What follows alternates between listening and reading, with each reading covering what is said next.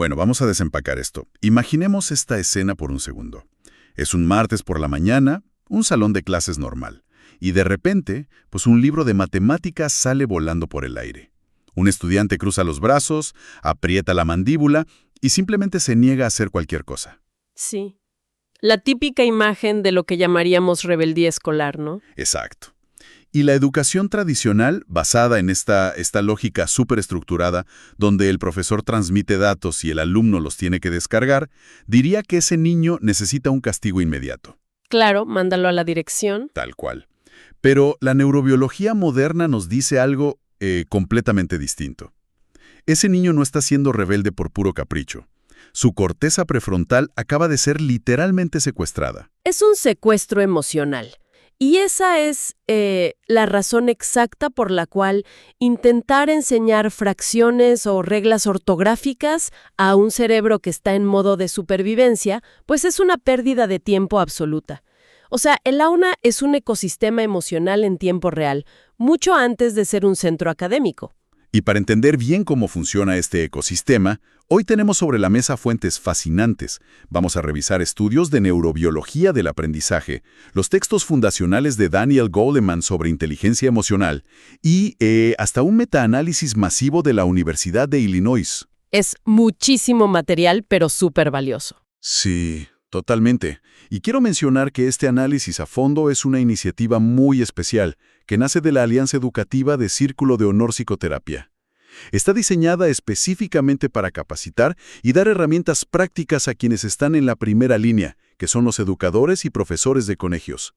La misión hoy es transformar las aulas aplicando esta ciencia. Una ciencia que, afortunadamente, ya no se ve como algo secundario. Porque, mira, durante décadas pensábamos que el coeficiente intelectual, esa capacidad de procesar lógica pura, era el único predictor de éxito. Pero los datos que estamos analizando demuestran que apenas explica el 20% del éxito a largo plazo. ¡Wow! ¿Solo el 20%? Sí, exacto. El 80% restante depende de un conjunto de habilidades totalmente distintas, la inteligencia emocional. Y las fuentes nos dan un mapa bastante claro de esto, dividido en 5 dimensiones. 3 que son internas, digamos. La autoconciencia, que es saber qué emoción estoy sintiendo. La autorregulación, que es no dejar que esa emoción tome el control. Y la automotivación. Ajá, redirigir esa energía hacia una meta. Eso. Y luego están las 2 dimensiones sociales, que son la empatía y las habilidades sociales. Me encanta cómo el material subraya que el objetivo no es solo tener niños calladitos en el salón, sino formar, y cito, corazones inteligentes. Qué bonito suena eso de corazones inteligentes, ¿verdad? Pero más allá de la poesía, los documentos de neurobiología detallan una maquinaria muy física. Cualquier educador sabe que la corteza prefrontal es la joya de la corona para aprender. Ahí está el pensamiento crítico, la memoria de trabajo. Pero está en construcción en los niños, ¿no? Exactamente. Al estar en pleno desarrollo durante la etapa escolar, es súper vulnerable a la amígdala, que es el centro que procesa las amenazas en el cerebro. Mira, a mí me gusta usar una analogía tecnológica para esto. El cerebro de un estudiante es como un teléfono inteligente. La corteza prefrontal es la memoria RAM, donde abres la aplicación de matemáticas.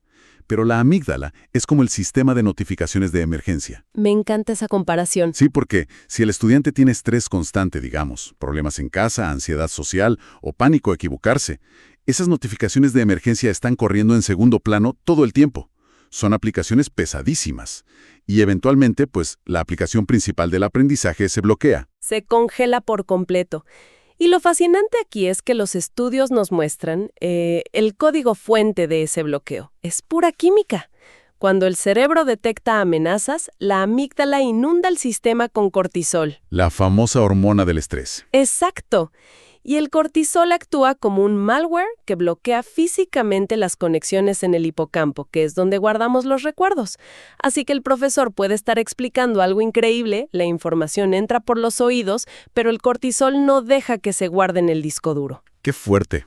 O sea, el estrés literalmente apaga la capacidad de memorizar. Así es. Por el contrario, cuando un docente crea un ambiente seguro, el cortisol baja y el cerebro libera dopamina, lo que hace que los niños de verdad disfruten aprender. Y esa dopamina es como el botón de guardar. Solidifica la memoria. Pero a ver, la teoría es muy bonita en el papel. El reto real para los profesores es la práctica. Volvamos al niño que lanza el libro de matemáticas al principio de nuestro análisis. Ajá.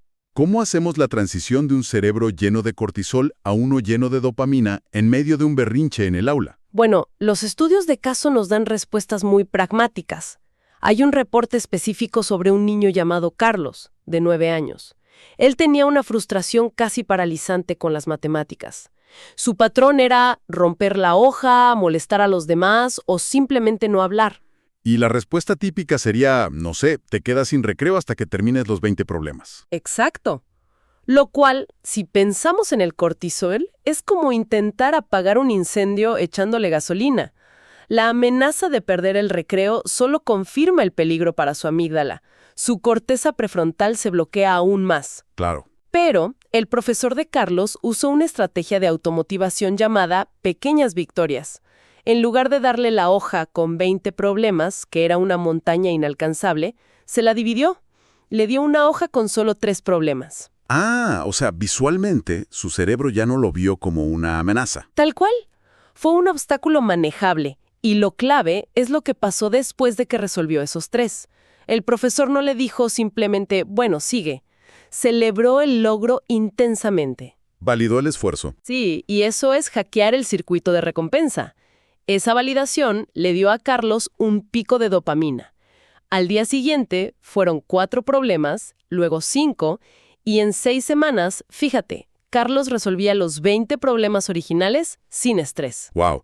En solo 6 semanas. Sí, y lo más impactante no fue que mejorara en matemáticas, sino que cambió su diálogo interno. Pasó del clásico no puedo, soy tonto, a un yo puedo hacerlo. Aquí es donde se pone realmente interesante, porque esto no es solo la anécdota de Carlos. Viendo el estudio de la Universidad de Illinois que tenemos aquí, las aulas que implementan estos programas formalmente reducen los problemas de disciplina en un 59%. Es una locura. Más de la mitad. Imagina el tiempo de clase que recuperas si no estás apagando incendios todo el tiempo. Y para lograr esto, a nivel práctico, los documentos sugieren protocolos súper concretos. A nivel físico, hablan del rincón de la calma en el aula. Sí, y hay que aclarar algo importantísimo. Esto no es la vieja silla de pensar o un castigo. Exacto. No es un exilio. Es un espacio de uso voluntario. Y debe tener cosas que activen el sistema parasimpático, como cojines cómodos, audífonos para cancelar ruido o estas botellas sensoriales con brillantina. Ah, las botellas son geniales. ¿Sí? El simple hecho de ver la brillantina caer lentamente hace que el cerebro baje la velocidad de procesamiento visual. Y eso reduce el ritmo cardíaco. El estudiante va ahí máximo 5 minutos y se resetea. Y junto con ese espacio físico, las fuentes mencionan herramientas cognitivas, específicamente adaptaciones de la psicóloga Tara Brach, como la técnica RAIN, que en español se adapta como el método parar. Es un paso a paso para salir del secuestro de la amígdala. A ver, desglosemos ese método parar, porque me parece fundamental. Claro, la primera P y A, digamos que es pausar y aceptar. No es solo decir estoy enojado, sino detenerse y permitir que la emoción esté ahí sin juzgarla ni reprimirla, porque reprimirla da más tensión. Y luego viene la R de reconocer e investigar, ¿no? Que es cuando el niño tiene que escanear su cuerpo. ¿Sientes calor en la cara? ¿Tienes los puños cerrados? Exacto. Y esa investigación física es una genialidad a nivel neurológico, porque al obligar al cerebro a analizar la sensación física, obligas a la corteza prefrontal a encenderse otra vez. Estás usando tu propio cuerpo para reiniciar el sistema lógico. Es como apretar Control-Alt, suprimir. Y la última parte es no identificarse o desapegarse. Decir, estoy sintiendo enojo en lugar de soy un enojón. Separas tu identidad de la emoción. Es súper poderoso. Ahora me pongo en los zapatos de un profesor y te hago de abogado del diablo. A ver, dime. Los planes de estudio están a reventar. Hay pruebas estandarizadas, inspecciones, 1000 cosas. Dedicar tiempo de clase a botellas con brillantina y hablar de sentimientos suena a un lujo que quita tiempo de enseñar matemáticas o historia. Es una presión súper real. Pero si conectamos esto con el panorama general, el metaanálisis de Durlach de 2011 destroza ese mito por completo. Las habilidades socioemocionales no compiten con lo académico, lo aceleran. ¿Qué dicen los números exactamente? Los datos muestran que por cada 1% de mejora en habilidades socioemocionales, el rendimiento académico del grupo sube un 1.3%.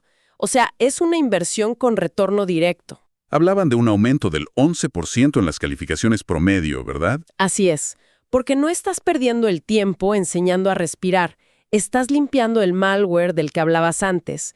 Cuando el grupo está regulado y explicas la revolución industrial, lo absorben muchísimo más rápido. Claro, el disco duro está listo para grabar. Y una vez que el individuo está bien, las fuentes hablan de la empatía a nivel grupal, porque puedes tener 30 niños regulados individualmente, pero siguen siendo islas. ¿Cómo se conectan? Ahí entran a jugar las neuronas espejo. Y hay rutinas rápidas súper prácticas. Por ejemplo, en literatura o historia, recomiendan la lectura con perspectivas múltiples. En lugar del típico, ¿en qué año pasó esto? Exacto.